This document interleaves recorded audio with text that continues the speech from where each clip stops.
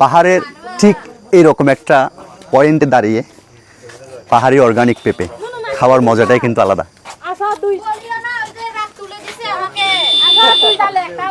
খুব সুস্বাদু।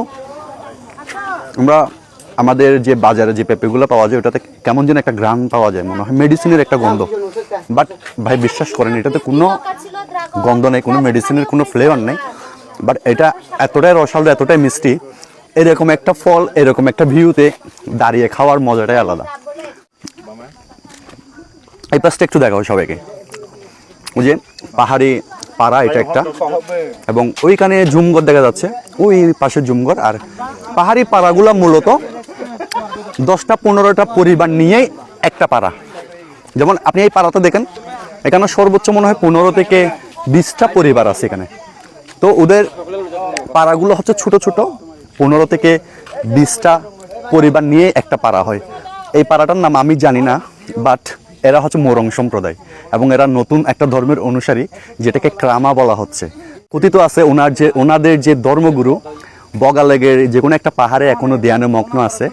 সো ক্রামা ধর্ম নাকি নতুন একটা ধর্ম ওনাদের থেকে যা শুনলাম আর কি। মোরং সম্প্রদায়, আগে ওরা খ্রিস্ট ধর্মের ছিল, এখন মোরং সম্প্রদায়ের কিছু মানুষ ধর্মান্তরিত হয়ে ক্রামা সম্প্রদায়ে চলে আসতেছে। বাট এরকম একটা প্লেসে দাঁড়ায় পেঁপে খাওয়ার মজাটাই আলাদা। ভিউটা একবার দেখেন, মোবাইলে কতটুকু বোঝা যাচ্ছে আমি জানি না।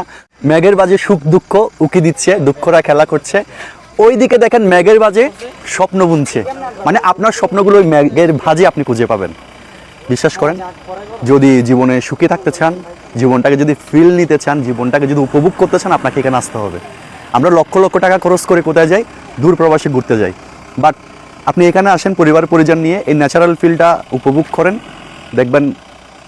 এই তো। সো বিদায় নিচ্ছি বান্দরবন থেকে। আজকে বান্দরবনে আমাদের শেষ দিন।